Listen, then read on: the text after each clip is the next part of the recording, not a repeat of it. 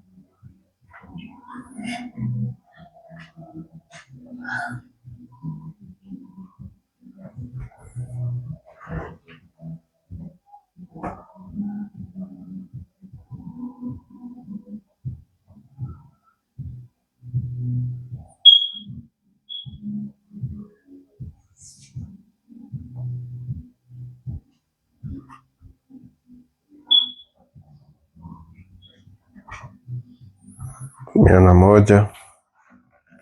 Wokovu kwa ajili ya neno.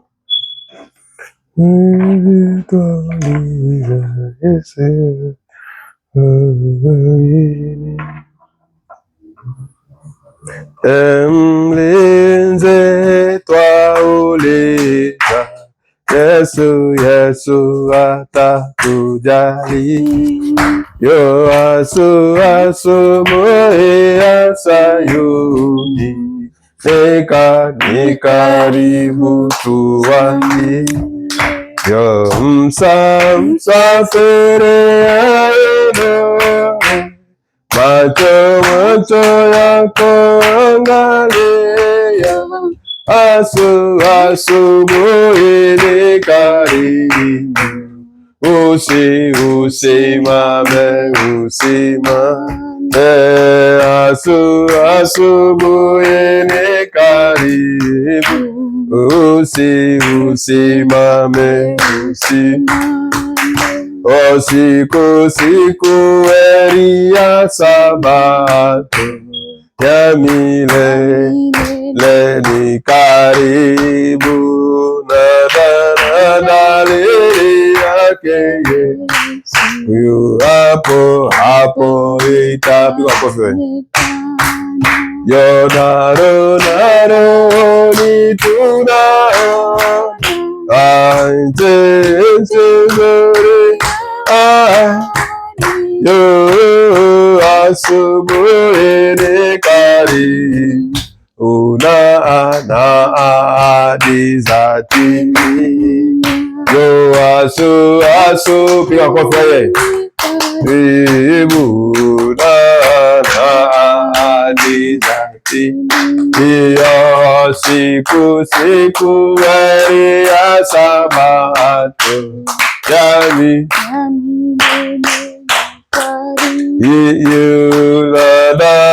dalili yake Yesu hapo itaonekana. Naro tunaona nchi nzuri hadi asubuhi ni karibu, bizatimia. Asubuhi ni karibu, ahadi zatimia. Yo katika Yerusalemu, mji mpya wa mbinguni, Yesu atatumiliki kwa upendo. Barabara gumu italea, nasi nisikia Yesu ni karibu sana. Yo kutukaribisha kwake. Oh Yesu, Yesu ni karibu sana, Yesu tukaribisha kwake.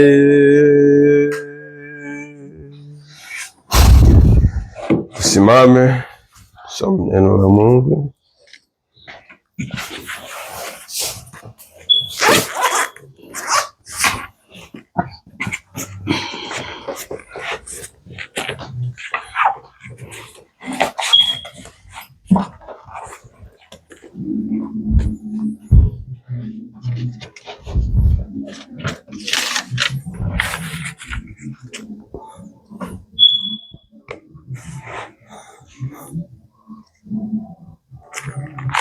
Tafungua kitabu kitakatifu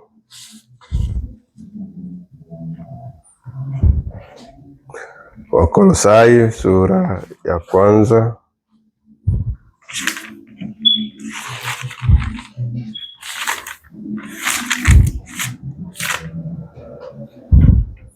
Sura ya 1 15 hadi 18. Tunasoma kwa utukufu wa jina Yesu Kristo.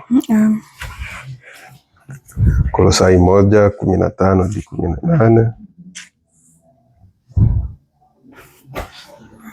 Naye ni mfano wa Mungu asiyeonekana, mzaliwa wa kwanza wa viumbe vyote. Kwa kuwa katika yeye vitu vyote viliumbwa, vilivyo mbinguni na vilivyo juu ya nchi, vinavyoonekana na visivyoonekana. Simama wewe. Vinavyoonekana na visivyoonekana, ikiwa ni vitu vya enzi au sultani au enzi au mamlaka, vitu vyote viliumbwa kwa njia yake na kwa ajili yake. Naye amekuwako kabla ya vitu vyote, na vitu vyote hushikana katika yeye. Naye ndiye kichwa cha mwili, yaani cha kanisa. Naye ni mwanzo, ni mzaliwa wa kwanza katika wafu, ili kwamba awe mtangulizi katika yote. Amen. Tunaomba. Yesu Kristo, Mungu wa kweli, asante tena kwa kutupa nafasi katika jioni ya leo Bwana, kwa mbele zako, jambo la heri na baraka tele. Yesu Kristo, ni jambo la heshima na upendo wa ajabu ambao unakirimia wateule wako jioni ya leo kwa ajili ya kuweza kumega mkate wa uzima, chakula cha tai, nyama mbichi, uzima wa milele, ujumbe wa wakati. Bwana, tuko hapa kama vifaranga ambavyo vina njaa, tunahitaji ukatulishe sasa kama ulivyonena kupitia mjumbe. Kwa jina Yesu Kristo tunaomba hivyo, mamlaka yako ikatutawale Bwana, kupinga na kulaani makusudi ya muovu Ibilisi yashindwe katika jina Yesu Kristo. Bali uwepo wako katusaidie mahali hapa Bwana, kaweze kutuwisha tutakapokwenda kusikia maneno haya. Kwa ukaribu na kwa mbali kaweze kutuwezesha Bwana. Kwa jina Yesu Kristo tunaomba. Amen. Tunaendelea hapa 19, inasema hivi. Na kabla ya kuendelea, na wasalimia kwanza na kuwakaribisha tena jioni ya leo katika jina Yesu Kristo. Amen. Tunashukuru Mungu kwa kutupa hii nafasi ya kipekee tena kwa ajili ya kukusanyika, kupata nafasi kusikiliza hata sauti moja tu ambayo Mungu amenena kupitia mjumbe. Bwana tusaidie sana. Wakolosai 1:15 hadi 18 tumetoka kusoma hapo. Pia hapa 19 tunaendelea. Kwa kuwa katika yeye ilipendeza utimilifu wote ukae, na kwa yeye kuvipatanisha vitu vyote na nafsi yake, akiisha kufanya amani kwa damu ya msalaba wake, kwa yeye, ikiwa ni vitu vilivyo juu ya nchi au vilivyo mbinguni.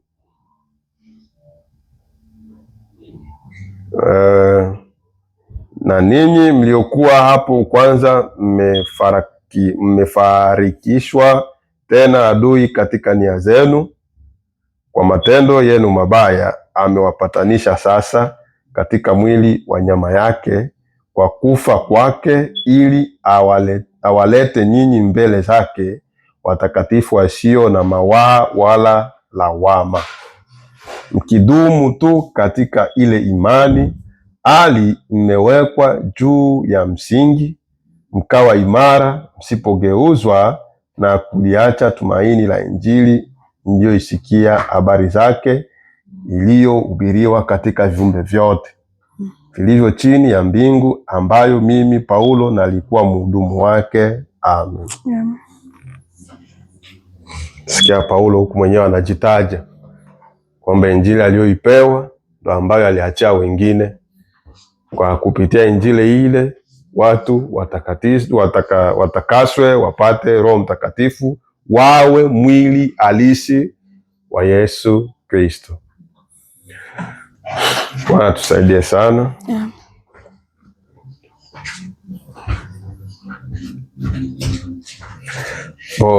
Tunaendelea na somo yetu. Nafikiri siku ile tulianza utangulizi, tukaanza tena upya habari za uungu mkuu wa Yesu Kristo. Nabii alituambia hivyo kwamba hatuwezi endelea na chochote kama hatujajua Yesu Kristo ni nani, ambaye tunaita kwamba ni Mungu wetu ambaye tunayemwabudu. Kwa sababu Branamu alituambia Mungu ni chochote kinachoabudiwa. Sawa? Ndio nabii alitufundisha hivyo, na maandiko ndivyo alivyo. Hata ukisoma dictionary nafikiri ni hivyo, kama sikosei, inanena hivyo kwamba Mungu ni chochote kinachoabudiwa. Anafanya atatapika. Okay. Hata tena nalale. Usilale.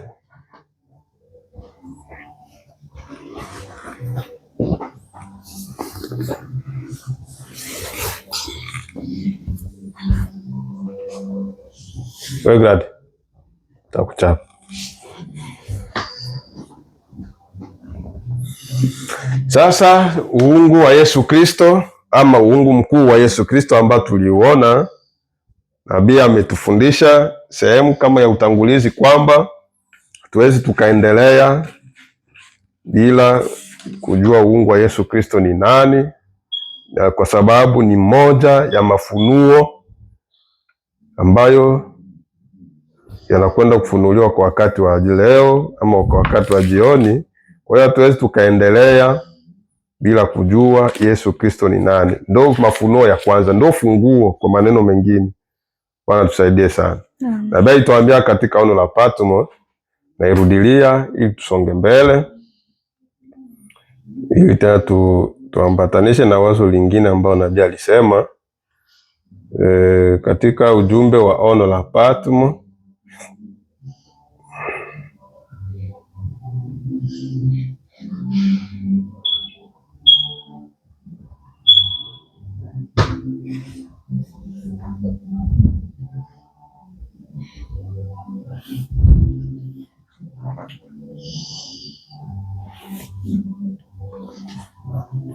Ya tarehe 4 mwezi wa 12 jioni 60, aya nafikiri aya 100 hapa na ngapi?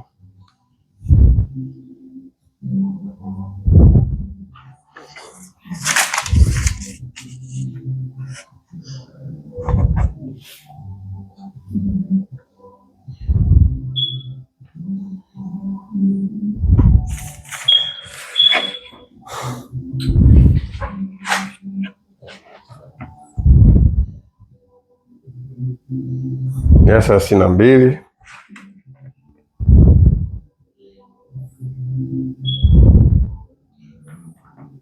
Kuna Paulo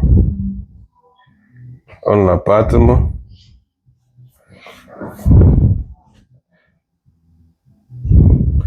Mia 32 nasema hivi: ufunuo ulio mkubwa kuliko zote ni wa uungu. Ushaona? Hii inawaka.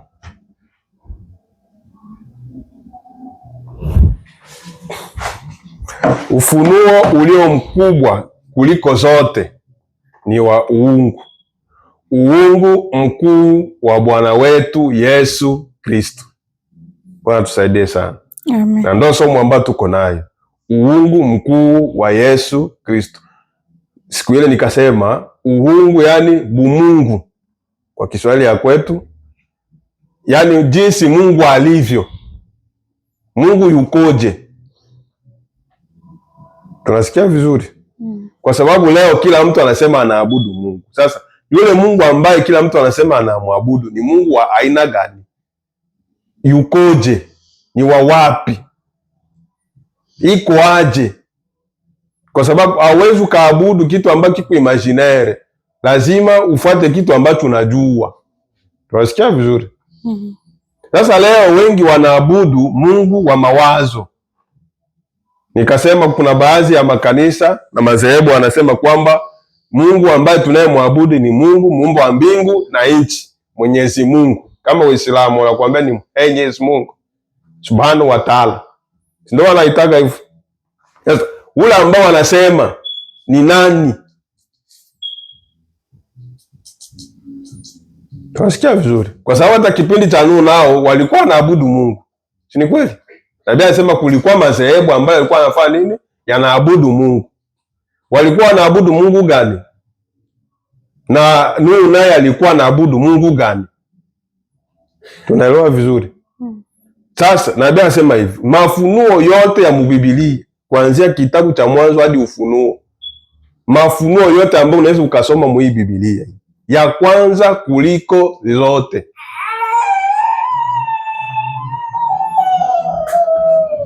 Ufunuo ulio mkubwa kuliko zote ni wa uungu. Yaani kumjua Mungu. Hauwezi ukaendelea katika maisha ya Ukristo kama hujui kenye unaabudu. Ndio maana nilisema siku ile hata kwenye kanisa za ujumbe uulize watu wengi, hii swali itawashinda. Watakwambia tunaabudu nani? Yesu Kristo. Basi ndio Mungu wetu wa kipekee. Maandiko ilisema kwamba umwamini Yesu Kristo naye atakuwa Bwana na Mwokozi wako wa kipekee. Si ni kweli? Si ndio maandiko inasema? Sasa ni Yesu Kristo wa namna gani? Sawa? Tasikia Branham anavyofundisha vizuri. Sisi tunanukuu tu.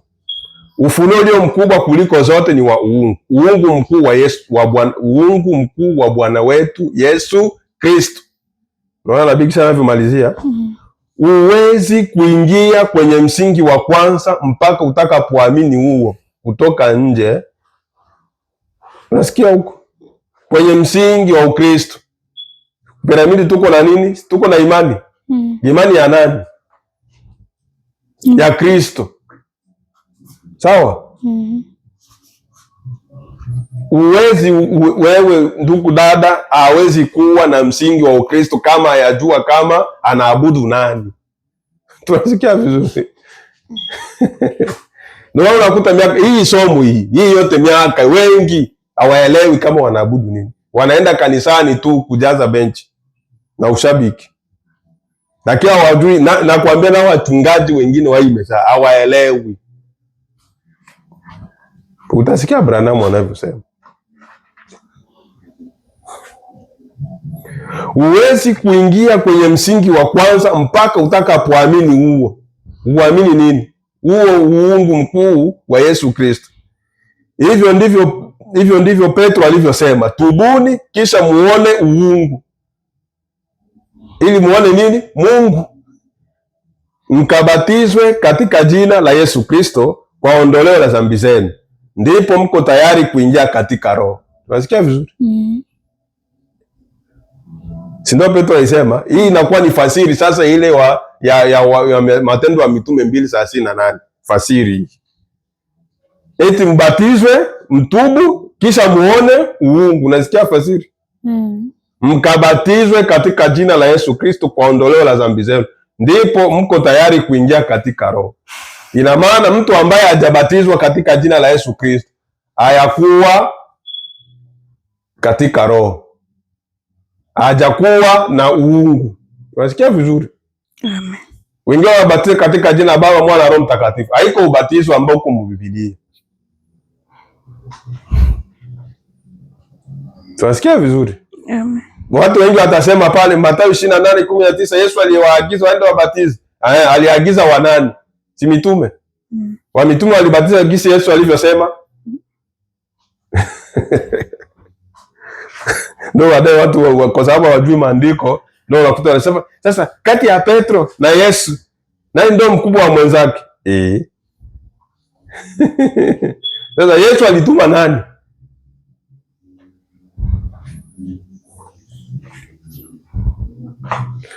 Tuko pamoja. Tubuni kisha muone uungu, mkabatizwe katika jina la Yesu Kristo kwa ondoleo la dhambi zenu, ndipo mko tayari kuingia katika roho. Jambo la kwanza likupasalo kujua ni uungu wa Yesu ama ni uungu wa Kristo. Unasikia? Amen.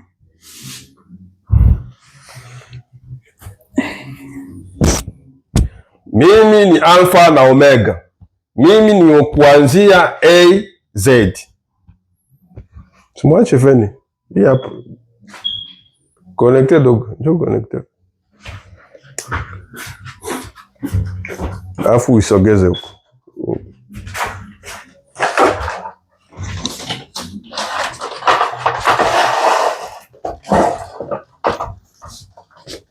Basi sasa. Weka 3.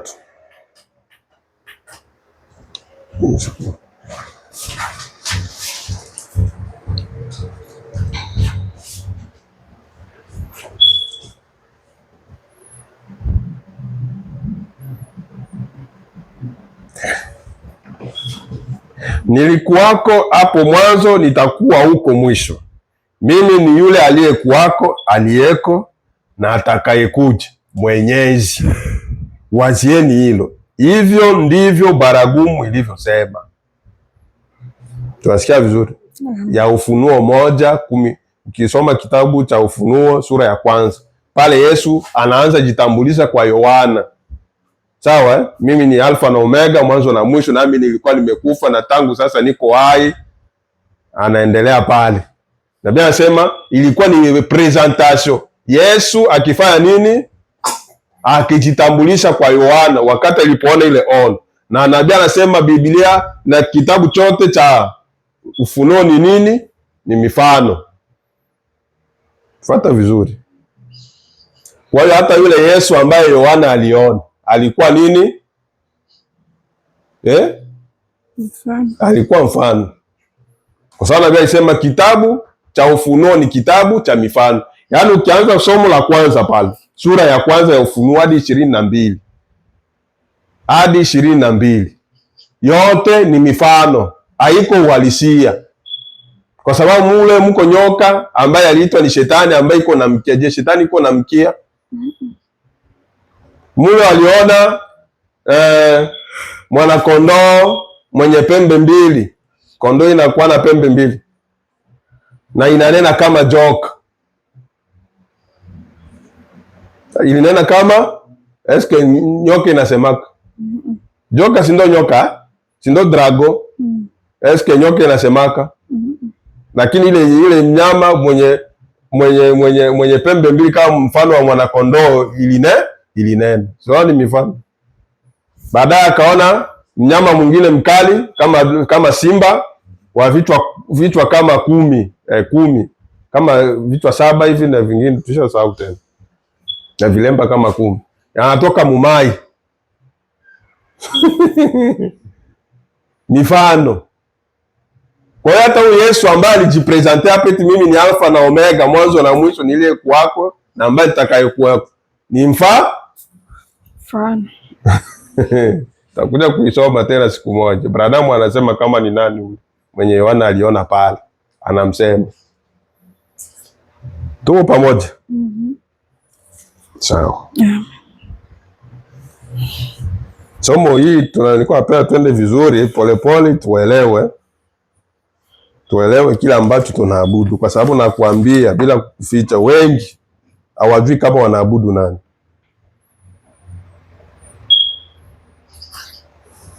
Sawa? Tunafungua uungu wa Yesu Kristo tarehe 25 mwezi wa 12 49.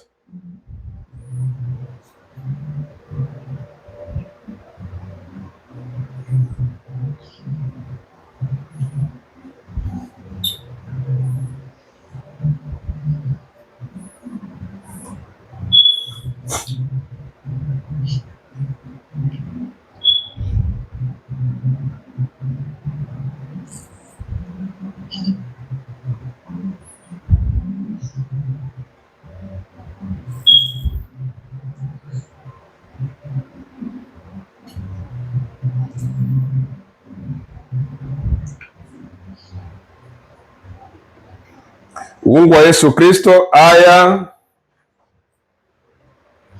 58. Tungesoma 57 akisitaisoma, kwa tusome hapa tu 58 hadi 64. Ushapaona? Uungu wa Yesu Kristo. Sikia nabii anavyosema. Tunaanza ingia msomo hivi. Ndugu, unasikia ni? Uko sawa? Uko sawa? Alafu hiyo damu ikatolewa katika mishipa ya Emmanuel. Si pale ndo alikuwa msalabani? Si damu ilitoka pale wakati walimpiga ule mkuki, walimchoma mkuki ubavuni, sehemu ya wapi? Ya kushoto.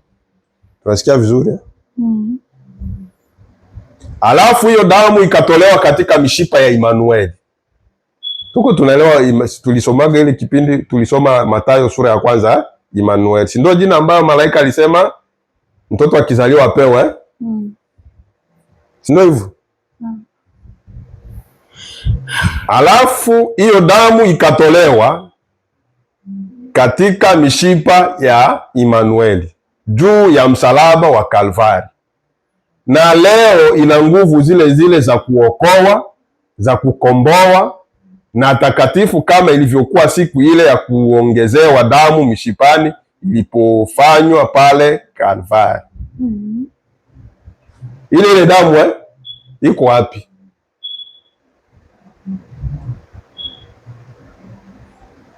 Unaona gisi mafunuo gisi na kuaga. Branham anakuambia ile damu ambayo itoka msalabani, baada ya kuchomwa pale ubavuni Kalvari, nabii anasema ile damu hadi leo inafaa nini? Inaokoa. Iko wapi? Je, hii ambayo nasema ni ile ambayo ilitoka kweli kweli ama ni damu gani? Tunasikia vizuri? Kwa sababu nabii anasema Mwaebrania kwamba sisi hatuokolewi na damu chimiki, le sang chimique. Hii damu ya kawaida ambayo ilitoka nani? Yesu. Sasa hapo Branham anakuambia tena ndio ile ambayo inaokoa le. Sasa iko wapi ambayo iliokoa watu? Nani mwenye aliokolewa na damu ya Yesu Kristo hapo? Iko wapi? Wakati ulipobatizwa ama ulipoamini neno, damu ndio ilikufunika. Tulikuona kwanza ikifanyika leo hivi watu wakifanya batakuita hiyo kanisa ni ya bachawi, ya Freemason. Kusema kwamba waanze kukumwagilia damu. Wote waseme ndio damu ya Yesu. Itawezekana? Hapana, tena ya mnyama, ya mtu, kwa sababu yeye alikuwa ni mtu. Sio atakwambia uko muuaji. Sasa yeye nabii anasema hapa, alafu hiyo damu ikatolewa katika mishipa ya Emmanuel juu ya msalaba wa Kalvari. Sikia, sio jana, na leo. Sawa? Na leo ina nguvu zile zile za kuokoa. Damu ilitoka wapi? Kalvari. Ina nguvu ya kufanya nini? Kuokoa. Je, hapa anaongelea ile ya mishipa ile ya kawaida ama ya haji? Tunasikia? Na leo ina nguvu zile zile za kuokoa, za kukomboa na takatifu, kama ilivyokuwa siku ile ya kuongezewa damu mishipani ilipofanywa pale Kalvari. Mnaliamini? Nabii anauliza mnaliamini? Amina. Sasa hiyo ni kweli, tumekombolewa kwa damu ya Mungu. Sikia tena, tumekombolewa na damu ya Mungu. Mungu nani? Emmanuel, Mungu pamoja nasi. Biblia inasema tumenunuliwa kwa damu na kukombolewa kwa damu, damu ya Mungu mwenyewe. Mungu anakuaga na damu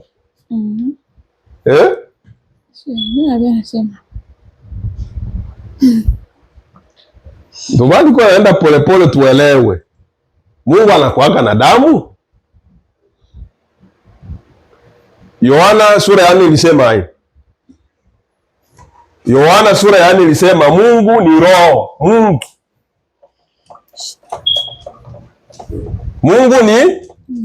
ni roho. Roho ina damu? Hapana. Sasa kwa nini hapa nabii anasema kwamba tumenunuliwa na damu ya Mungu mwenyewe? Ni kwa sababu Mungu yule ambaye ni roho alichukua umbo la mwanadamu akaja kutufilia wapi? Msalabani. Na kwa sababu alikuja kama mwanadamu ilibidi awe na damu.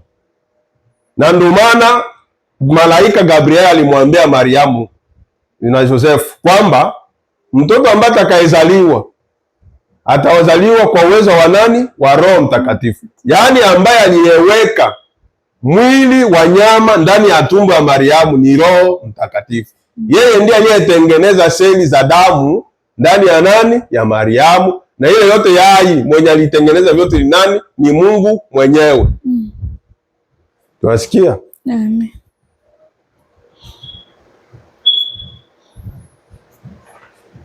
Sikia. Si ndio nabii alisema kwa tumeokolewa kwa damu ya Mungu mwenyewe? Nabii anauliza, ilikuwaje damu ya Mungu? Kwa sababu Mungu ni roho. Inakuwaje tuseme leo tumekombolewa na damu ya Mungu ama tumeokolewa na damu ya Mungu? Nabii anauliza, ilikuwaje damu ya Mungu? Sikia. Mungu hana damu. Dieu n'a pas le sang. Unasikia? Huko unasikia mafunuo ya uungu wa Yesu Kristo. Mungu hana.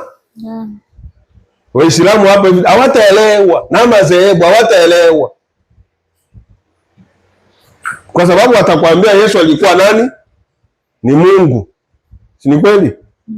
Je, Yesu haiko Mungu? Mungu ana damu? Huyo hakuwa na damu?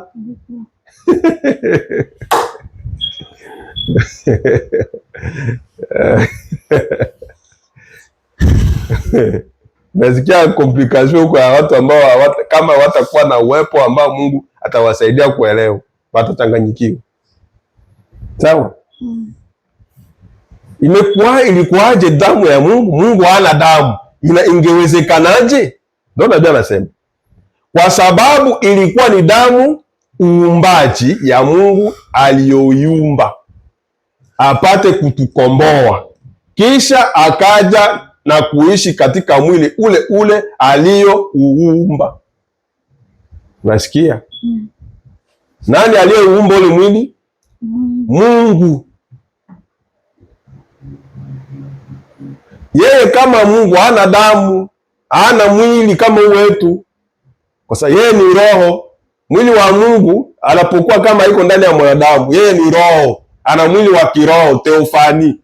Unasikia vizuri? Teofani ndio mwili wa Mungu ambao haukulagi, hauna njaa, hauvai nguo. Unasikia vizuri? Unaposikia Mungu ni roho, yani ni teofani, mwili wa kiroho, kwa sababu mtu ana aina 3 za miili. Tutakuja tena kuirudilia. Ana mwili huu wa kawaida, fizika, sawa? Huyu wa hisi 5. Iko na wa pili ambao ni nini? Glorifie na teofani, teofaniki.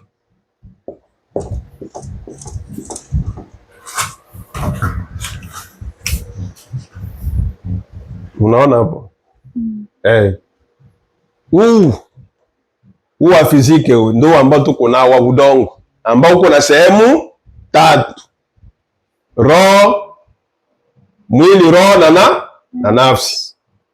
Sasa mtu wa kwanza anaishi tano, ndio hizi ambazo tuko nazo: kuona, kuonja, kugusa na kusikia na kugusa, si ndio hivyo? Kunusa, kuona, kusikia, kuonja na kufanya na kugusa. Lui, l'odora, goûter, toucher. No lui. Isi tano, 5 sens, na kuona na vi, voir. Kuona, kunusa. Unasikia harufu kama watu walipiga vizuri kule. Kuonja kama ni tamu ama sio tamu. Kusikia na kugusa na tushe. Sawa? Hizi mwanadamu akizikosa, yani ni mufu. Unasikia? Ukizikosa hizi zote unakufa, hauwezi tembea, huko mtu. Lakini mwisho tano mtu anaweza kosa moyo, lakini anaishi. Si ni kweli? Sikuko vipofu. Huko wengine wakwage nasikia harufu. Wapo hii dunia hii. Asikiage harufu hata mavikiwa pale anakula. Tutasema iko mlemavu kwa sababu kiungo kimoja hakifanyi kazi. Lakini iko mtu. Sawa?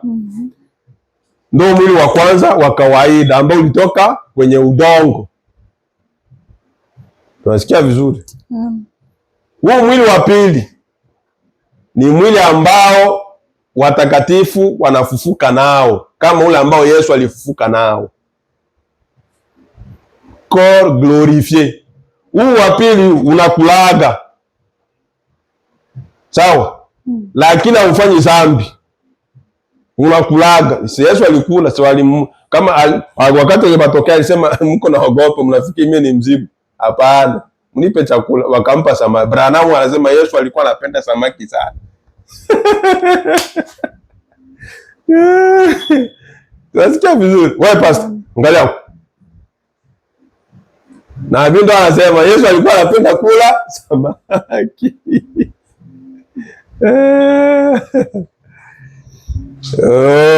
Sawa? Na watatu sasa, mwili watatu ndo ule ambao Yesu iko nao kwenye kiti cha enzi. Theofani. Kwa maneno mengine, sikia huko, ndo mwili ambao sawa, watakatifu walio nao kwenye kiwango cha 6, ambao ndugu Branham waliwaona kwenye pazia ya wakati.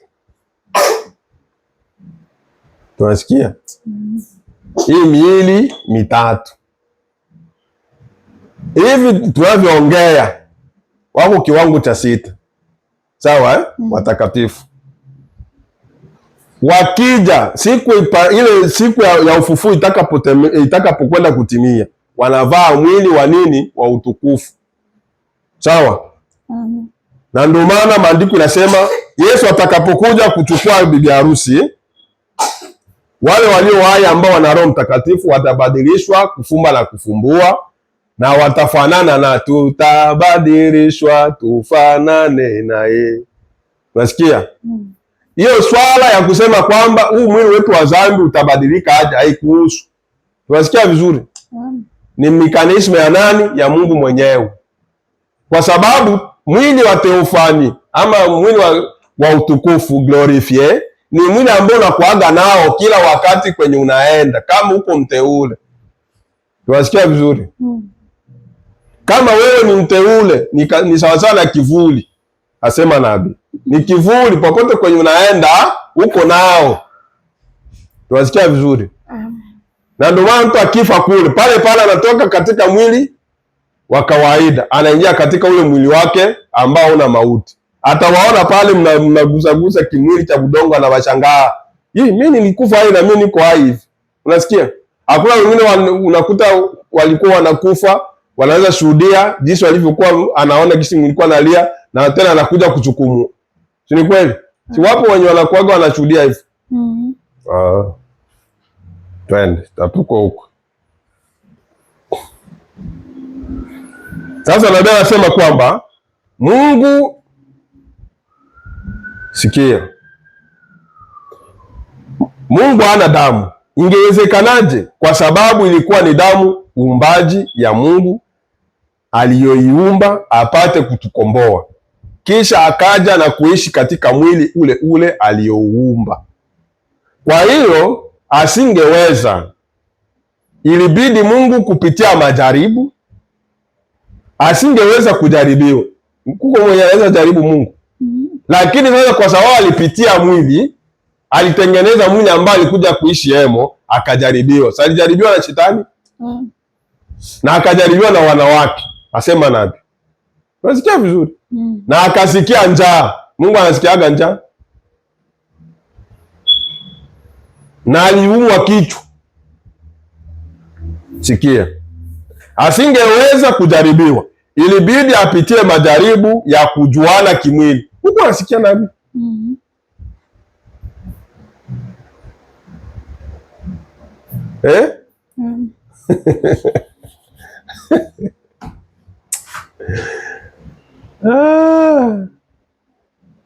Yesu ambaye ndiye Mungu wetu alipokuwa na hii umbo, sikia, angalia huku.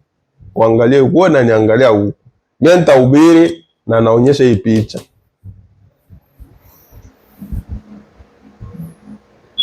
Hii poto ina kusumbua. Hauioni? No, niangalia huku. Niangalia poto. Uangalie, unazungu na unaangalia huku. Niko nataka nionyeshe hapa. Yesu, Mungu ambaye tunayemwabudu, alipochukua umbo ya huyu mtu. Huyu haiko Mungu. Tunasikia? Hii picha ambayo alitembea nayo hapa duniani, hii sura ambayo Mungu alitembea nayo, haiko Mungu wetu. Maneno makali hayo. Lakini ndo kweli. Branham alisema leo hapa kwa kanisa yetu tunahubiri maneno ya kigeni sana, ya ajabu. Lakini tunaikuta wapi? Mu Biblia. Tunasikia vizuri. Branham ndo anasema kwa nini sisi madhehebu. Anasema tumeamini na tunahubiri vitu ambavyo mwingine akivisikia anaona hata havieleweki, ni vya bongo bongo, sawa vile vya kubrikole. Lakini vinatoka wapi? Mu Biblia. Biblia yasema, Paulo hajasema kwamba Yesu alikuwa mfano wa nani? Alikuwa mfano wa Mungu. Sijui nisema hapo Wakolosai. Naye sikia, Wakolosai 15:1-15. Naye ni mfano wa Mungu asiyeonekana. Mungu anakuwaga anaonekana? Mungu asiyeonekana akachukua mfano wa nani? Wa mwanadamu. Ndio maana Timotheo wa kwanza 3:16 akasema, na bila shaka siri ya utauwa ni kuu. Mungu yule Mungu wa mbingu na nchi alionekana hapa duniani akitembea katika umwili na akashuhudiwa na malaika. Sikia sasa. Mungu wakati alipokuwa roho, hakuna ambaye angeweza kumjaribu. Lakini alipochukua umbo la mwanadamu, unasikia huko akajaribiwa na nani? Na shetani. Si ni kweli? Wakati baada ya kubatizwa, angalia huko. Hivi unaweka ndoni na pepo yako. Baada ya kubatizwa tu na Yohana Mbatizaji, Roho Mtakatifu, maandiko inasema ikamuongoza jangwani siku 40. Anafanya nini? Kifungo. Lakini alikuwa anakunywa maji. Na Biblia inasema asingelikunywa maji angekufa. Tunasikia vizuri?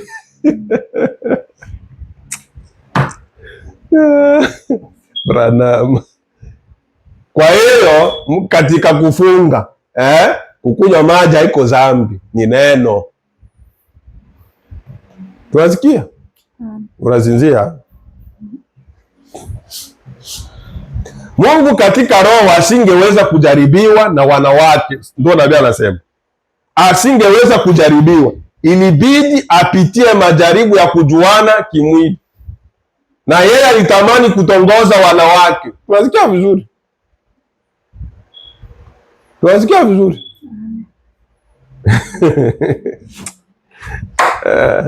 Alijaribiwa kama watu wengine, na ndio maana Biblia anaenda toa andiko ya Mathayo ya Yohana 17:17 anasema hivi, Baba uwatakase na ile yako kweli. Unajua maana alisema hivi, na Biblia alisema ile kwa sababu alikuwa tayari kufanya nini? Kuoa. Tunasikia vizuri? Ile ni andiko ambayo ilikuwa na muhusu Yesu kutaka kuoa. Na yeye alitaka awe na demu, awe na mke. Utasikia Abrahamu kisa anavyosema. Il voulait avoir un foyer. Sikia. Asingeweza kujaribiwa, ilibidi apitie majaribu ya kujuana kimwili. Nasikia nabii huko Ilibidi apitie majaribu ya kila namna. Abrahamu anamali kila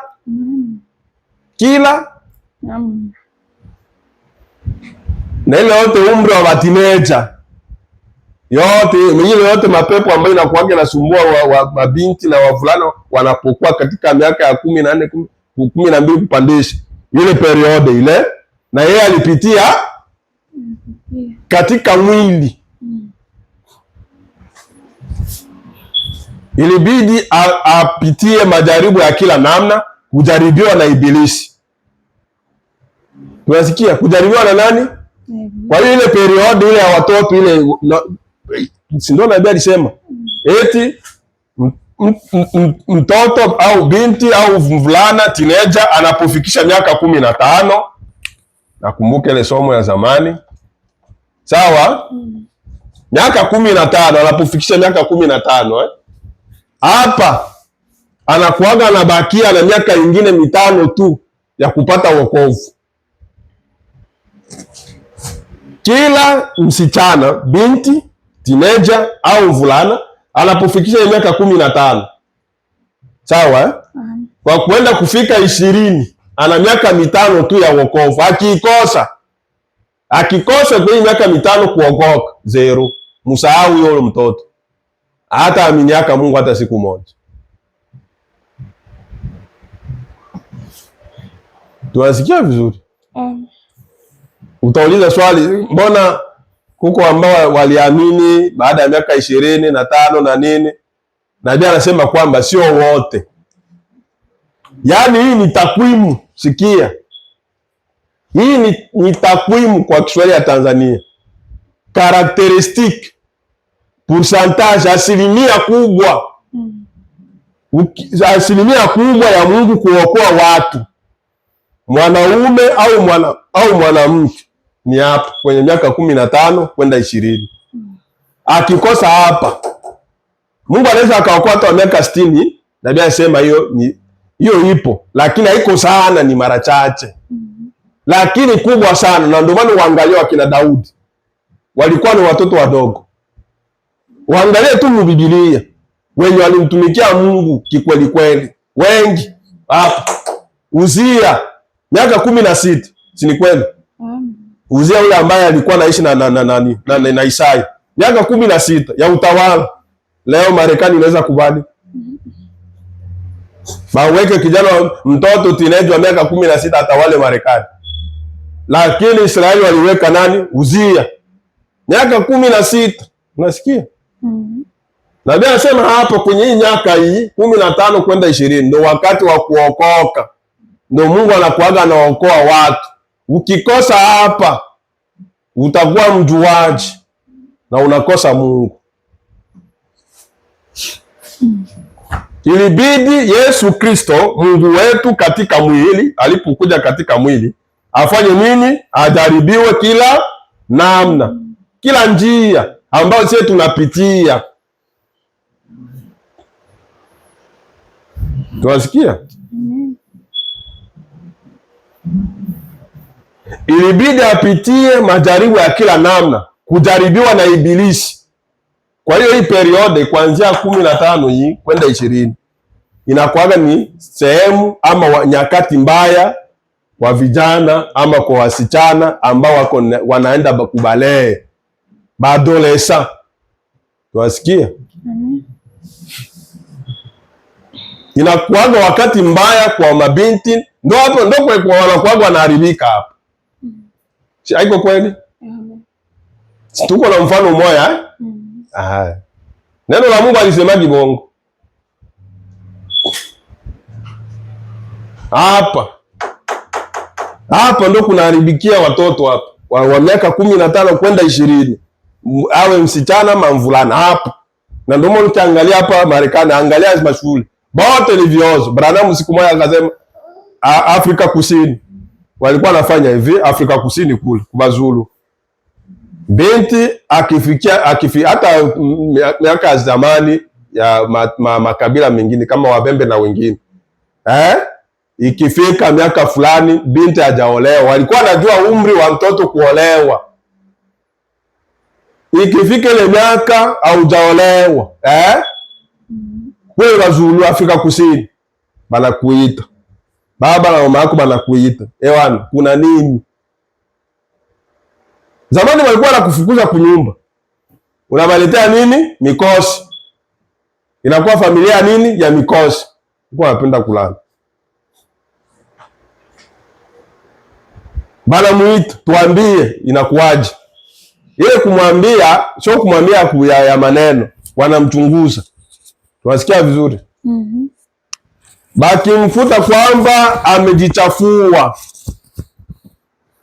bana utuambie mwenye alikuchafua ni nani. Anamsema na yeye yule binti na yule kijana wote wanapigwa mawe, wanakufa. Branham akasema tukisema hiyo recensement ifanyike hapa Marekani, tutaua matineja wangapi kule shuleni, wavulana kwa wasichana wangapi wenye tutabaua? Unasikia nabi Branham ndo tutaua wangapi hapa? Na anasema ukienda maadili ya Afrika inazidi maadili ya hawa ambao wanajiita ni Wakristo hapa Marekani. Wapagani wanajiita kwamba wao ni watakatifu, lakini maadili yamechoka, wanazidiwa na makabila ya kishenzi ya Afrika. Branham ndo anaiita hivyo, ambao hawajui mkono wa kulia wala kushoto, lakini ukienda waangalia wana maadili ambayo inatunza na kuleta heshima ya makabila yao.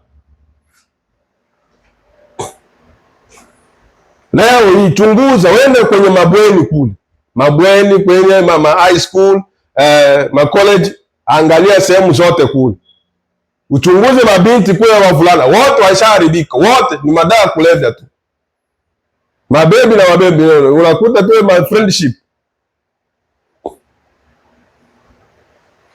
Tunasikia huko, tunasikia fast kabisa. Mungu alipokuwa katika roho asingeweza kujaribiwa na chochote, kwa sababu yeye alikuwa na roho, alikuwa hana mwili wa kujaribiwa. Na tunajaribiwa katika mwili wa udongo. Tunapokuwa na mwili wa udongo ndio tunajaribiwa, lakini ukiwa na mwili wa utukufu haujaribiwi, kwa sababu hauna uhusiano na huu wa kimwili, huu wa kawaida. Kwa hiyo Mungu alipokuja kuchukua hii umbo akajaribiwa kila namna, asema nabii, kila namna, kila njia ambayo hii miili yetu inakwenda kujaribiwa. Na ndio maana alipata magonjwa katika mwili. Yesu aliumwa, tunasikia Yesu aliumwa. Yesu alisikia njaa hadi akalaani mti, sio kweli? Hadi Petro kesho yake kuja kupita hivi, ule mti ukakauka, na ulikuwa ni mti ambao sio wakati wa matunda, lakini kwa sababu ya njaa akalaani mti. Tunasikia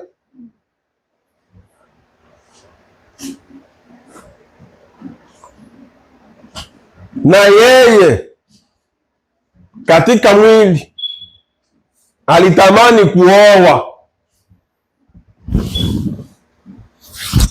Alikuwa seliba. Si Yesu alikuwa seliba. Na yeye alitamani kuoa na mke, na yeye azale watoto. Haiko mie, Branham ndo anasema. Asingeweza kujaribiwa, ilibidi apitie majaribu ya kujuana kimwili. Unasikia? Branham anaenda mbali sana. Sikia, wakati yule mama alipoenda kwa Simoni yule mwenye ali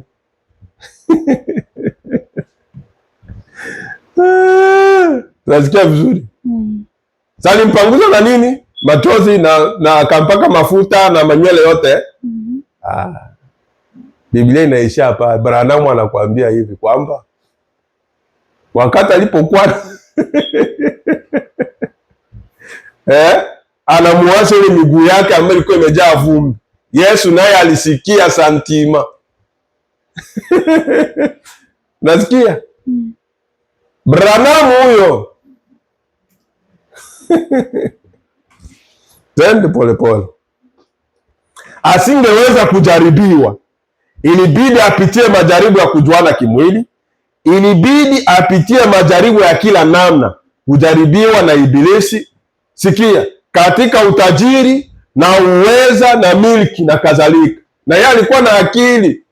Tunasikia nabii vizuri, tunamwelewa nabii. Na utajiri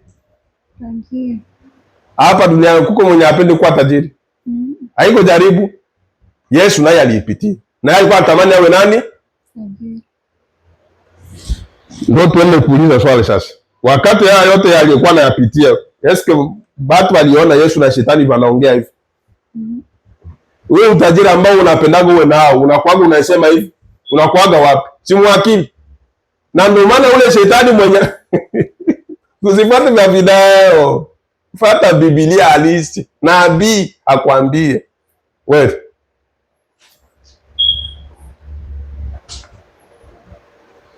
Yesu alikuwa anajiwaza mwakili. Mapambano ya shetani na Yesu ilikuwa mwakili ya nani? Ya Yesu. Humu hivi. Wakati aliposikia njaa ilikuwa ni jaribu. Ilimjia wapi? Humu. Wakati alimaliza kifungo hakusikia njaa, kwa sababu shetani alijua ndio udhaifu, na ndio maana katika huu mwili shetani anajua udhaifu wa kila mtu. Kila tunasikia vizuri. Shetani anajua udhaifu wa kila mtu katika huu mwili. Hakujua ya Yesu. Branham hakuja kuisema kwamba Yesu alikuwa na udhaifu wa nini?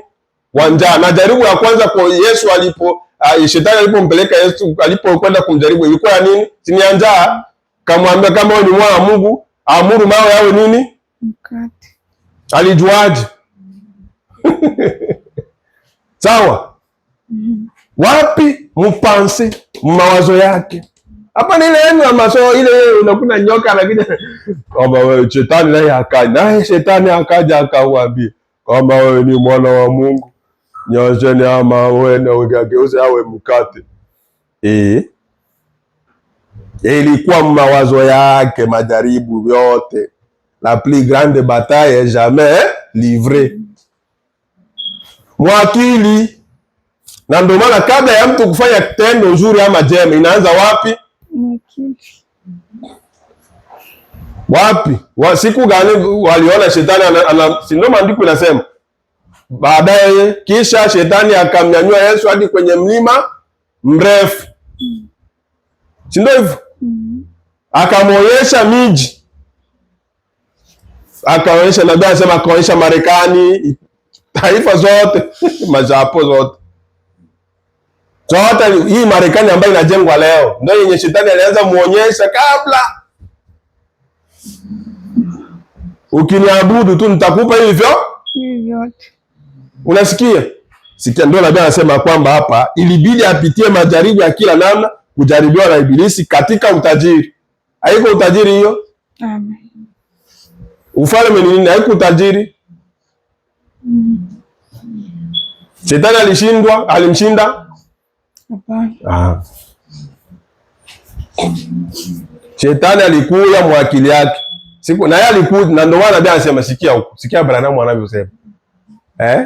Na ndio maana anasema kuna mara ni Mungu ndio alikuwa anasema ndani ya Yesu, na kuna mara haiko Mungu.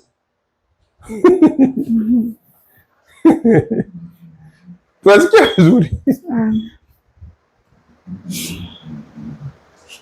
Shetani na akamuinua wapi? Kwenye hekalu. Unajua kuinua kwa hekalu ni nini? Pouvoir.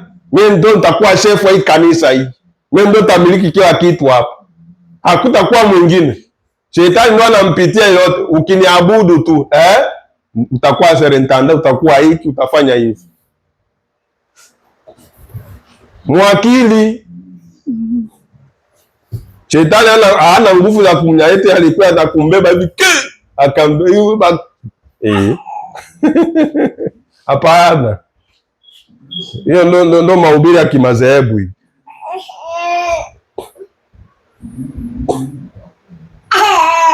Tuachie fujo.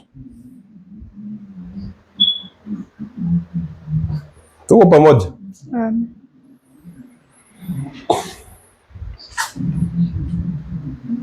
Haiko mie, Branham ndo anasema. Na Branham akisema Mungu amesema.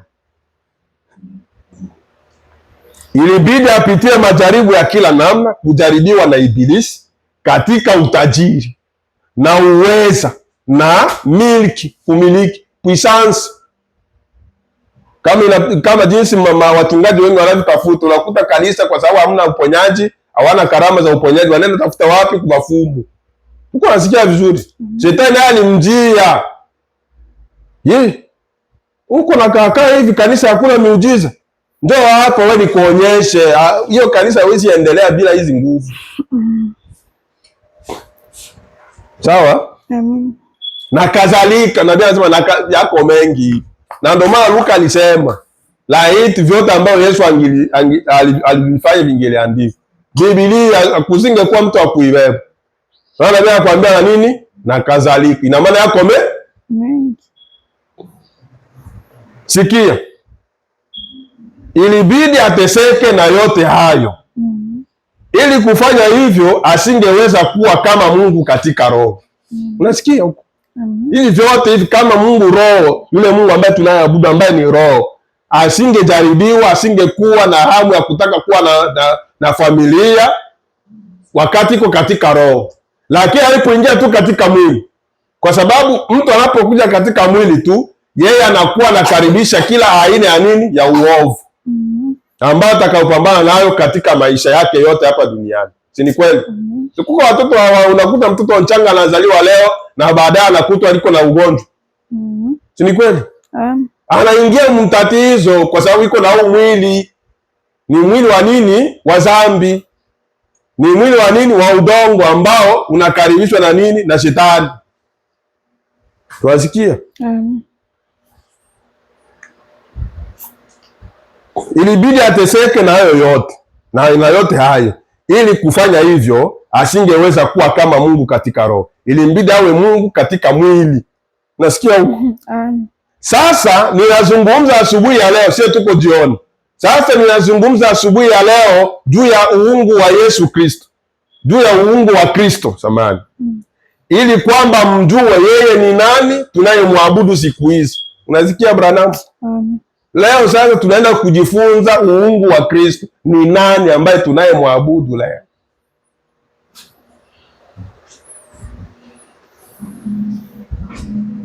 Sikia. Narudilia. Sasa nazungumza asubuhi ya leo juu ya uungu wa Kristo. Ili kwamba mjue yeye ni nani tunayemwabudu siku hizi. Ona ule.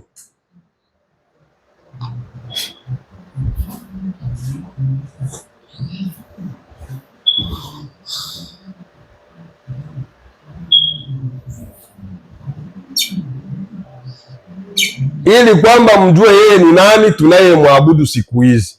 Sikie. Sio mtoto mchanga orini. Mungu ambaye tunayemwabudu. Hapana Yesu wa mchanga mwenye alizaliwa wapi? Muhori la ng'ombe. Nasikia? Najua kwa nini afungua njia hivi. Ujue kenye unaabudu uungu wa Yesu. Yesu nani ambaye unamwabudu? Hapa ule mpaka yule wimbo ngalo mwakale longe Awaogocha Emanueli. Hii si wanasubiri tena tarehe 25. Hapana, huyu amuori mwenye tunaabudu siku hizi, sio mtoto mchanga orini, au si baba Christmas. Sikie, lakini tunamwabudu Mungu Mwenyezi katika uungu wa mwanawe. Unasikia? Tunaabudu Mungu Mwenyezi, Dieu tout puissant, katika uungu wa nani? Wa mwanawe.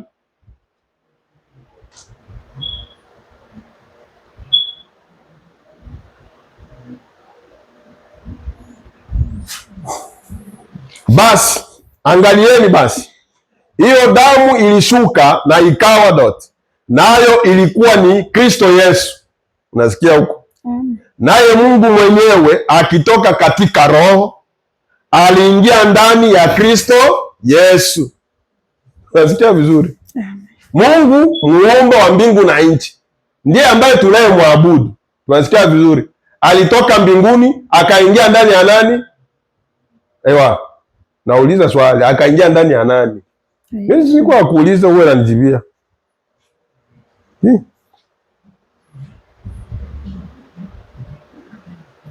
Naye Mungu mwenyewe akitoka katika Roho Mungu Mwenyezi hapa, Muumba wa mbingu na nchi, Elohim, alitoka katika umbo la Roho, kwa maneno mengine, akaja na kuingia ndani ya nani? Ya Yesu Kristo mwanao. Sawa? Unaposikia Yesu Kristo mwana, fuata huku ni kuelewesha hapa. Unaposikia fils unique, mwana wa pekee, naye Mungu alivyopenda ulimwengu akamtuma mwana wake wa kipekee, haiko mwili. Tunasikia hivyo? Ukisikia fils, mwana, ni logos. Sawa? Ndo mwana, ile fils unique, mwana wa kipekee. Hapana ule mwenye anazaliwa muorini. Logos ndo fils unique. Logos ni sehemu ya Mungu ambayo ilitoka wapi? Kwenye umilele. Tunasikia vizuri? Kwa sababu ukisema kwamba huyu ni Mungu, hii mwili ambao unaiona, kwa sababu anasema Yesu alikuwa na mwanzo wa maisha yake na mwisho wa maisha yake. Mungu ana mwanzo na mwisho? Hapana.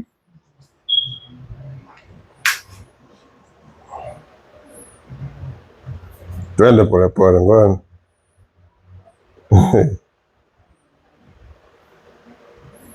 Uko naelewa? Sikia. Naye Mungu mwenyewe akitoka katika Roho aliingia ndani ya Kristo Yesu. Aliingia. Nayo Biblia ilisema, haiko Branham ndo anasema, Biblia ndio ilisema. Inasema hivi: Mungu alikuwa ndani ya Kristo akiupatanisha ulimwengu kwa nafsi yake. Unasikia? Je, hiyo ni kweli? Mungu mwenyewe Yehova aliishi ndani ya Kristo na akafanywa kuwa jamaa yetu wa karibu, kwa sababu alizaliwa katika mwili wa mwanadamu kama sisi. Unasikia? Amen. Mungu ule muumba wa mbingu na nchi alichukua mwili wa kibinadamu, akaitwa nani? Yesu Kristo. Akawa jamaa wa karibu, akaja kuishi kama mwanadamu hapa dunia, na ndio maana alijaribiwa wakati alipochukua nini? Mwili kama wetu. Sisi tulikutaliwa tunajaribiwa, na yeye alipokuja akajaribiwa kama sisi, jamaa wa karibu. Kwa sababu na anasema kwa sababu alizaliwa katika mwili wa mwanadamu kama sisi. Je, hiyo ni kweli? Seli za damu zilibuniwa na Mungu, nazo chembe za nyama zilikuzwa katika tumbo la uzazi la Mariamu. Unasikia? Huko naelewa. Seli, damu. Unasikia huko? Globule. Ile damu ya uhai ilitoka kwa nani? Kwa Mungu. Lakini mwenye alitengeneza minofu ni nani? Tumbo ya nani? Sikia nabii, seli za damu zilibuniwa na Mungu, nazo chembe za nyama zilikuzwa katika tumbo la uzazi la Mariamu. Chembe hizi ona huko, hizi huu wote mwili huu, sawa ndio nabii anasema. Nabii anasema uhai unatoka kwa mwanaume, lakini mwanamke yeye anatengeneza nini? Minofu. Tunasikia vizuri? Na ndivyo ilivyokuwa mtumbo wa nani? Ya Mariamu.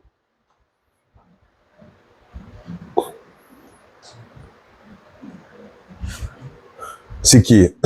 Nazo chembe za nyama zilikuzwa katika tumbo la uzazi la Mariamu, ambalo lilimzaa yule mtoto. Lilimzaa yule mtoto. Yes. Basi Mungu akashuka na kuishi katika mwili wa mwanadamu, na akajaribiwa kwa kila njia kama tunavyojaribiwa. Je, unaamini hilo? Branham tena anairudilia. Ewana, unatafuta nini?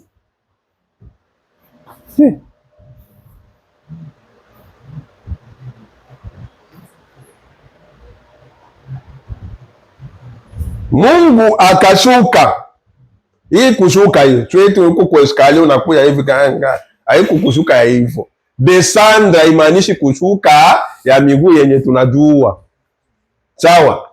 Kushuka maana yake ni kujiincarne, kujiakisi. Mungu akajiakisi ndani ya mwili wa mwanadamu ambao uliitwa nani? Yesu. Mungu hapa akatembea. Na ndio maana Yesu wakati alipokuwa anatembea, ni Mungu wote ambaye alikuwa anatembea hapa duniani. Mungu yule roho akaja na kuingia katika umbo la kibinadamu. Yeye mwenyewe ndo alitengeneza njia yake. Na ndio maana Isaya alisema, nitawapa ishara kuu ambayo haijawahi kutokea. Ushaona bikira anazala wewe. Ishara kubwa hii. Isaya ndo alisema, nitatoa ishara kuu ambayo haijawahi kutokea. Yote ilikuwa ni mpango wa Mungu ili aje akomboe nani? Mwanadamu. Tunasikia vizuri?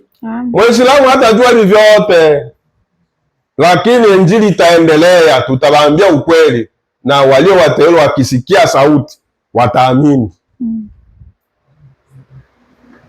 Basi Mungu akashuka na kuishi katika mwili wa mwanadamu.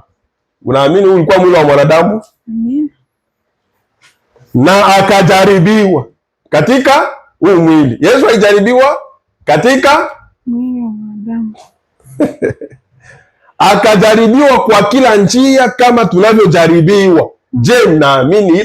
Je, mnaamini hilo? Amen. Katika kila namna akajaribiwa kwa kila njia kama tunavyojaribiwa.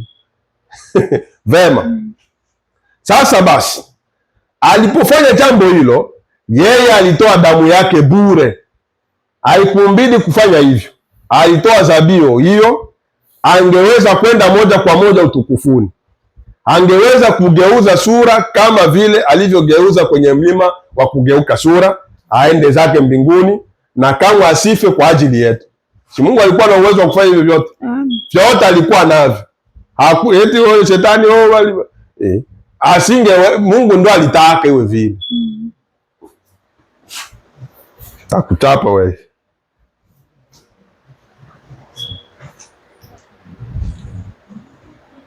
Lakini akiwa tayari kutufia sisi, alitoa damu yake bure pale Kalvari. Hiyo ni kweli. Naye akachagua. Alikuwa ni mtu wa huzuni nyingi. Uko nasikia vizuri? Ajuaye sikitiko, naye akatoa ushuhuda hadharani. Alikuwa mtu wa masikitiko.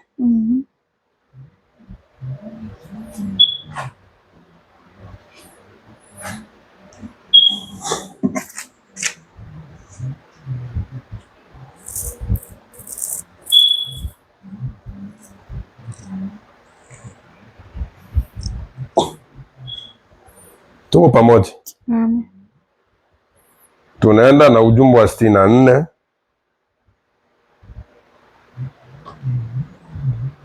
Kristo akitambulishwa katika nyakati zote. tarehe 17 mwezi wa 6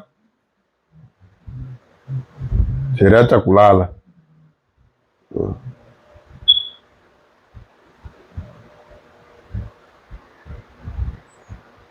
Tarehe 17 mwezi wa 6 64 ilihubiriwa Kansas, aya 36 hadi 39.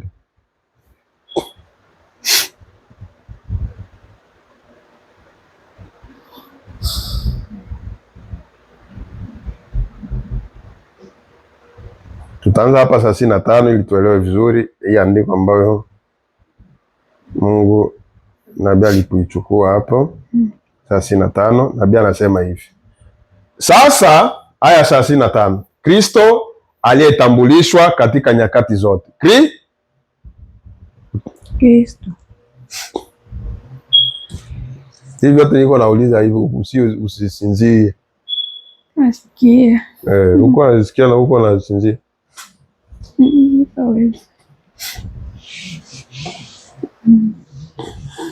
Aya ambayo unasikia ndio yenye utakuwa unafundisha watoto kama ujuu. Wewe unafikiri kama utapoteza muda hapa?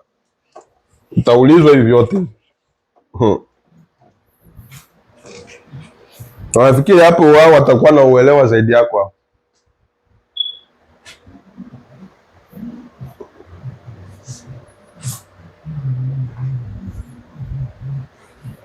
Nabii anasema hivi. Sasa Waebrania mlango wa kwanza inasema ya kwamba katika nini? Nianza angalia muda. Okay. Ilisema Mungu katika nyakati mbalimbali. Tunasikia vizuri? Na hizo ni nyakati za kale. Nasikia fasiri ya nabii. Waebrania sura ya kwanza pale hivi ndio inasema hii. Mungu katika nyakati mbalimbali aliongea na watu tofauti. Kwa maneno mengine, jinsi Mungu alivyokuwa na nyakati tofauti ambayo alishughulikia watu wake, na ndivyo alivyokuwa na umbo tofauti. Ndio maana hii Kristo aliyetambulishwa katika nyakati, Kristo Roho, Mungu ambaye ni Roho. Sawa? Hapana huyu hapa. Hapana Kristo, hapana Yesu ambapo iko katika umwili. Lakini Roho aliyekuwa ndani yake ndiyo kwa sababu Kristo maana yake ni mpakwa mafuta, mpakwa mafuta. Sawa? Sasa nabii hapa anahubiri ujumbe mpakwa mafuta ambaye alitambulishwa kwa nyakati zote. Na ndio maana siku ile mimi niliuliza swali. Je, wakati Nuhu alipokuwa na ahubiri habari za Mungu, ndivyo ilivyokuwa wakati wa Musa?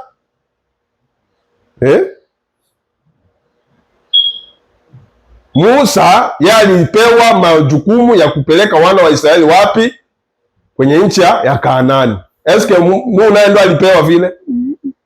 Kwa hiyo yeye ambaye Nuhu alipohubiri haikuwa Mungu? Alikuwa ni Mungu lakini katika umbo lingine. Ndo hapa nabii anakuambia Kristo aliyetambulishwa kwa nyakati zote. Sasa anaanza hivi, akaanza kuchukua Waebrania sura ya kwanza ambayo Paulo anaanza kufundisha. Na ndio maana madhehebu wanakimbiaga nyaraka za nani? Za Paulo na Waislamu, kwa sababu Paulo kwa ufunuo ambao Mungu alimpa, sikia huko, alianza kusambua, kujulisha watu kwamba Yesu ni nani. Haiko sisi. Petro mwenyewe alikiri, kasema nyaraka za Paulo ni kali. Kwa sababu gani? Paulo alipewa ufunuo zaidi ya wengine wote. Tuwasikia vizuri? Vile alivyokutana naye pale Dameski, ile saa 6 azuhuri, anaenda kule Dameski kuwafunga watakatifu wanaojifiringisha. Kama nabii anavyosema, anadeklara, nabii anadeclare Paulo kisa alivyokuwa. Pua ya mrefu na midomo ilikuwa ya pembeni hivi. Branham. Tunasikia? Amen. Akakutana na mguso wa moto. Ukisoma Matendo ya Mitume sura ya 9, ndio kwa habari za Sauli wakati anaitwa Sauli kabla hajakuwa Paulo. Kwa sababu Paulo ni neno ambalo ni jina ambalo Mungu alimgeuza sasa. Lakini alikuwa anaitwa nani? Sauli wa Tarso, ambaye alifundishwa na nani? Na Gamalieli, mkuu wa nini? Alikuwa ni mwalimu mkuu kule Israeli. Tunasikia vizuri? Sasa ndio uone mtu ambaye anafundishwa neno anaenda huwa watakatifu na neno ilikuwa nasema usiue. Si ni kweli? Unafikiri alikuwa ijue usiue? Lakini kwa sababu alikuwa anaenda kinyume na vile wao wanaofundishwa, anataka kufanya nini? Kuwaua. Na ndio maana Paulo alipokuja akasema, mimi siwezi kujisifu kwa sababu ona jinsi gani nilivyotesa kanisa la Mungu bila kujua. Tunasikia vizuri? Sistahili hata kusimama hapa mbele kuwahubiria injili ya Kristo kwa sababu kuko ndugu zangu ambao mimi nilishiriki kuwaua ambao hawakuwa na hatia. Akashuhudia mimi Stefano anapigwa mao, niko pale, kanzu yake yenye walimvua pale ikaja tukiwa kwenye miguu yangu. Tunasikia vizuri? Na yeye angesema neno pale watu wangemsikiza. Alikuwa mwalimu mkuu mwenye anajua kufundisha. Lakini akanyamazia, akakaa nini? Kimya. Ilikuwa bado wakati hujafikia wa wokovu. Alikuwa katika ujinga na teolojia yake. Sasa alipoenda Dameski kuliko njiani, nguzo ya moto ikamshukia. Nabii anasema yeye peke yake ndo aliiona na ndiye aliyesikia ile sauti. Tunasikia? Amen.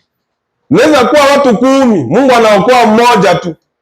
Na ndio wao usishangaze mafamilia utazaliwa na hii somo mimi kama mtu atakuwa nifundisha mara ngapi ya uzao wa nyoka.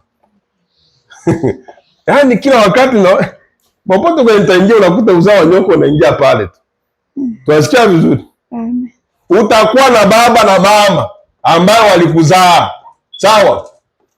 Wewe mtoto unakuwa mteule, baba yako anakuwa wa shetani.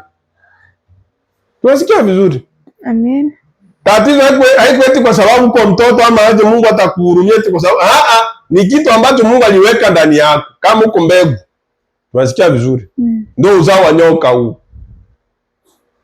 Na ndio maana Kaini alikuwa ni mtoto wa Adamu, tena alikuwa ni mtoto wa nani? Wa shetani. Tunasikia vizuri? Amen. Na ndio maana mifano ya mingi natoaga. Twende Ishmaeli na nani? Na Isaka. Umoja wa shetani, mwingine wa Mungu. Si ni kweli? Amen. Lakini wote walizaliwa na nani? Na Ibrahimu. Si ndio baba yao? Yakobo na Esau, watoto wa baba na mama mmoja. Lakini Esau akingali mtumbo, Mungu akasema nimemchukia nani? Esau, nampenda nani? Yakobo. Uzao wa nyoka. Tunasikia vizuri? Kufika Yesu anakuja, ukawa mapacha. Yuda Iskariote na nani? Na Yesu. Umwa mtoto wa Mungu na mwingine bote kabila la Yuda.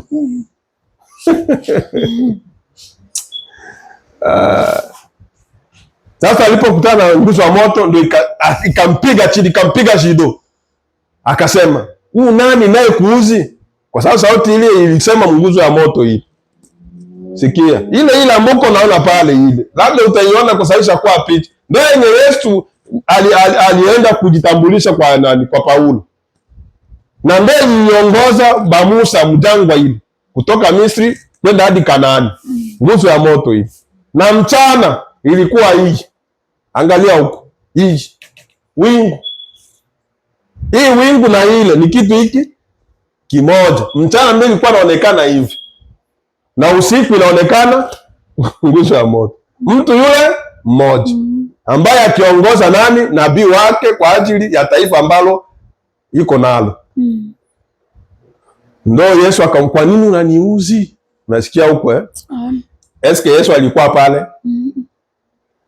Kwa sababu Yesu alikuwa shakuwa ndani ya wanani, ya Petro na wa mitume wengine na waamini wengine. Ndio alisema kwamba mimi nitakuja, nitawatumia ahadi ya Baba ambaye ni Roho Mtakatifu. Na hiyo ahadi itakapokuja itanishuhudia mimi na itawaambia kweli yote. Nami nitakuwa pamoja nani hadi mwisho wa dahari. Ulimwengu hautaniona, lakini nyie mtaniona kwa sababu nitakuwa ndani yenu na miongoni mwenu. Nitakuwa miongoni mwenu na ndani yenu nitatembea na nitakaa. Yesu mwenyewe ndo alisema vile. Eske Paulo alimuona Yesu pale? Lakini alimwambia Sauli, Sauli, kwa nini unaniuzi? Mbona unaniuzi? Akasema, nani wewe naye mimi ni Yesu naye niuzi. Alimuuzi wapi? Wakati alipouzi wale ambao walikuwa na Roho Mtakatifu. Na ndio maana unapouzi yeyote aliye na Roho Mtakatifu unamuuzi nani? Mungu. Sawa? Sasa hapa nabii anachukua andiko ya kusema kwamba Mungu Waebrania sura ya kwanza. Sasa Waebrania mlango wa kwanza inasema ya kwamba katika nini? Ilisema Mungu katika nyakati mbalimbali, na hizo ni nyakati za kale, kwa njia mbalimbali alisema na baba zetu kwa manabii, katika siku hizi za mwisho kwa mwanawe Yesu Kristo. Unaona? Sawa? Sasa angalieni sasa, Mungu Yesu alisema ya kwamba wale waliojiliwa neno la Mungu wale waliojiliwa na neno waliitwa miungu. Unasikia vizuri? Hao walikuwa ni manabii. Tunasikia neno la Mungu. Waliojiliwa neno la Mungu waliitwa nani? Ona. Waliojiliwa na neno la Mungu waliitwa miungu. Branamu ni Mungu ah?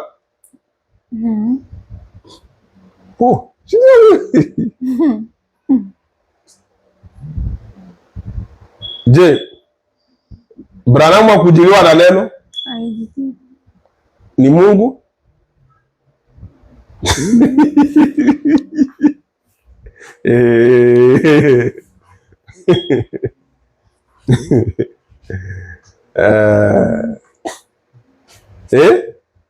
Twende polepole. Sasa angalieni Mungu Yesu alisema ya kwamba wale waliojiliwa na neno, si ndio? Amos ilisema, Amos 3:7, Bwana Mungu hatafanya jambo lolote asipofunulie watumishi wake manabii siri yake. Sasa na nabii ndo anayejiliwa na nini? Na neno. Biblia si waliandika Musa alikuwa Mungu? Haviko kwenye Hesabu inasema vile. Hesabu 14 inasema hivyo. Musa alikuwa Mungu, na ukiangalia ile Mungu haiko ya ndogo, ni ya mkubwa. Kwa hiyo kwa sababu ilikuwa ile herufi kubwa, kwa hiyo Musa alikuwa Mungu wa kuabudiwa. Sikia sasa. Wale Yesu mwenyewe ndo alisema, huyo ambaye ananukua ya maandiko iko mu Biblia. Sawa? Kwa sababu walikuwa wanataka wamuue Yesu. Akasema, mbona wale ambao waliojiliwa na neno nyie wenyewe mliwaita wanani? Miungu. Na ikaandikwa. Sasa nyie mnataka mniue, mnipige mawe kwa kosa gani ambalo nilifanya?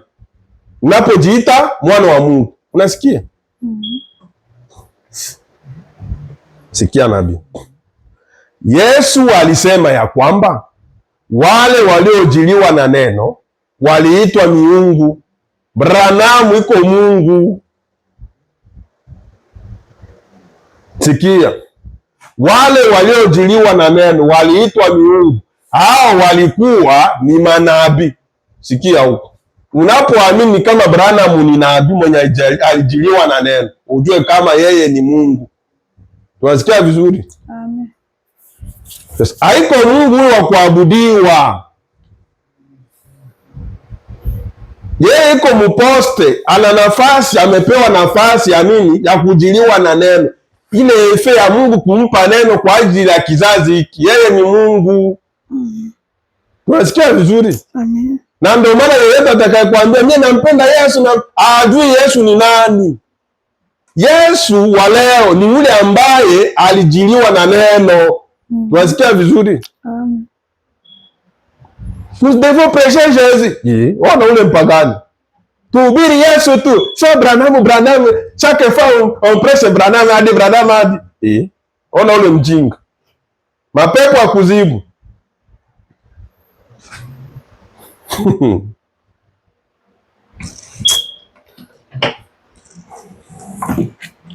Sikia hapa.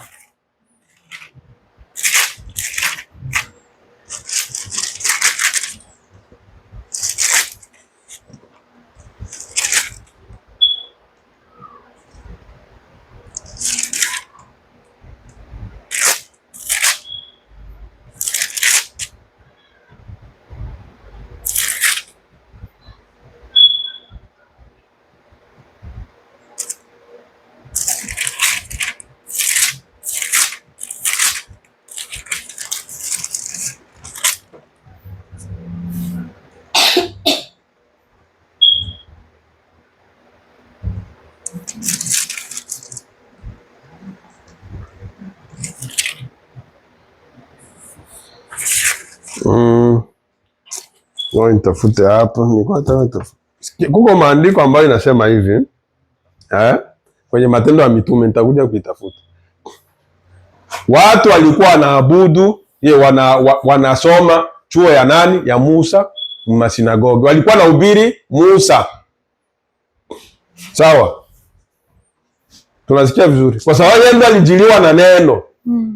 Mimi nakwambia mchungaji yeyote unayemjua na usiyemjua wa ujumbe, kuanzia ujumbe yeyote mwenye unamjua, hata awe papa wa Roma, sawa.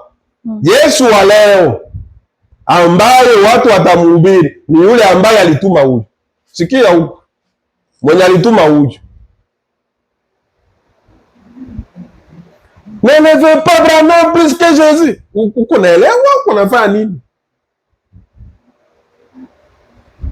Unajua Yesu. Nani alikuonyesha Yesu kwa wakati wa leo? Baengra. Tunasikia vizuri? Tunafuata? Amen. Baengra, watu ambao wana shukrani. Kama wewe unamjua Yesu, bakie kwa madhehebu, bakie kwa Baptist, bakie kwa Methodist. Unafuata nini mjumbe? Mtuachie sisi na ujumbe wetu. Si ambao tunaitwa kama tuko bavegle, mtuache na ujumbe wetu tuendelee. Si ambao mnatuona kwamba tukiamini Branham sana tutaenda kuzimu. Sawa, mtuache. Shida iko wapi? Na wewe ndio unasema kwamba unachagua njia ya Yesu wende. Huko shida? Lakini ujue maandiko isha kuambia hapa, Waebrania sura ya 1. Mungu alinena na watu kwa nyakati tofauti tofauti. Na wale waliojiliwa na neno, Yesu mwenyewe ndo anasema huko. Aliwaitwa wanani? Wa miungu. Wa Mungu wadogo hapa duniani. Tuwasikia vizuri?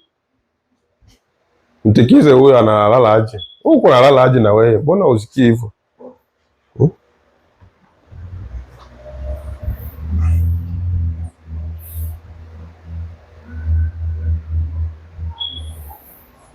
Waebrania mlango wa 1 inasema ya kwamba ilisema Mungu katika nyakati mbalimbali, na hizo ni nyakati za kale, kwa njia mbalimbali alisema na baba zetu kwa manabii. Katika siku hizi za mwisho kwa mwanawe Yesu Kristo. Mnaona? Sasa angalieni. Sasa Mungu Yesu alisema ya kwamba wale waliojiliwa na neno waliitwa miungu. Wale ambao walipokea neno, kwa sababu Amosi 3 ndio ilisema. Leo inairudilia tena na nitaisindiria zaidi na zaidi. Leo hii watu wasipoamini ujumbe wa wakati ambao Branham ameuleta, hawana wokovu. Tunasikia vizuri? Na mchungaji yeyote wa ujumbe akikuhubiria tofauti na venye Branham alisema, ni shetani. Tunasikia vizuri? Ni shetani. Yeye anazidi hata papa wa Roma. Branham Petit Dieu, kwa sababu alijiliwa na neno la Mungu. Neno la Mungu mjia nabii. Tunasikia vizuri? Ushasikia hapa wakati Yesu alikuwa hapa, walisema neno la Mungu lilimjia Yesu. Unaona huo tofauti Unaona tofauti wa Yesu na nabii. Manabii neno inawajia, lakini Yesu alikuwa nini? Neno. Huko tunaelewa? Yesu alikuwa naomba mjina na nani? Huko maandiko ambayo Yesu alisema na bariki mkate huo katika jina la Baba. Alisema hivyo? Kwa sababu yeye alikuwa ni alikuwa anasema tu mtoto amka. Lakini Branham anaomba mjina ya nani? La Yesu Kristo.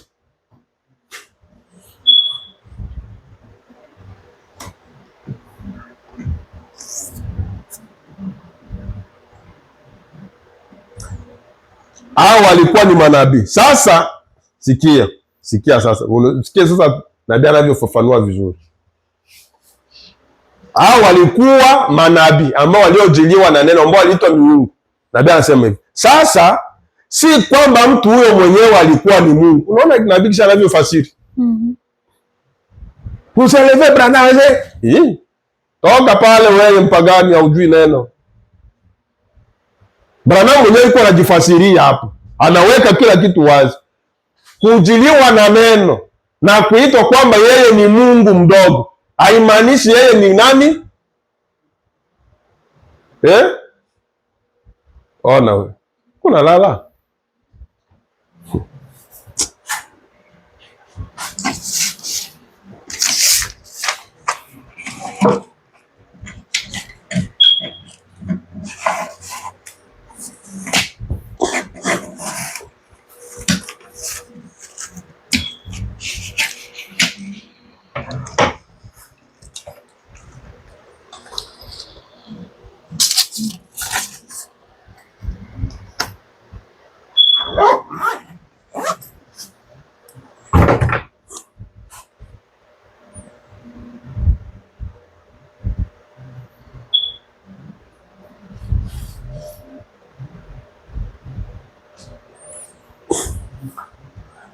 Mungu akipenda tutakuja kuendelea hapo. Ngoja niishie hapo transisi tu. Naona hapa naanza ongea hewa tu. Hakuna chochote kile kinafanyika.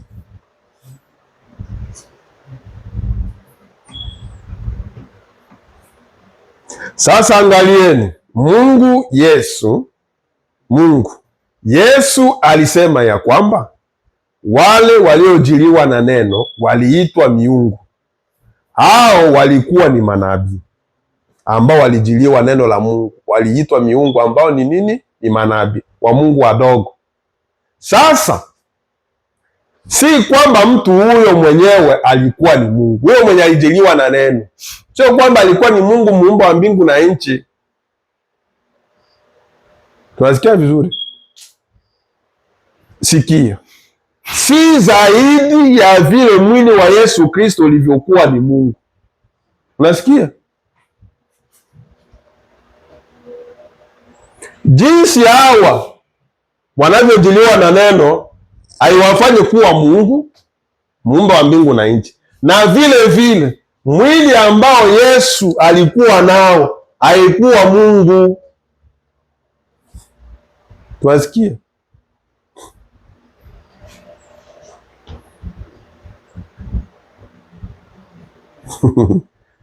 Si kwamba mtu huyo mwenyewe alikuwa ni Mungu. Nabii anasema si zaidi ya vile mwili wa Yesu Kristo ulivyokuwa ni Mungu. Sikia, yeye alikuwa ni mwanadamu, naye Mungu alikuwa amefunikwa nyuma yake. Unasikia nabii? Na Bwana abariki hao machache, tutakuwa kuirudilia siku nyingine. Wewe unajifunza hiyo kutokulala hapo. Inakuwa inaharibu ibada hii.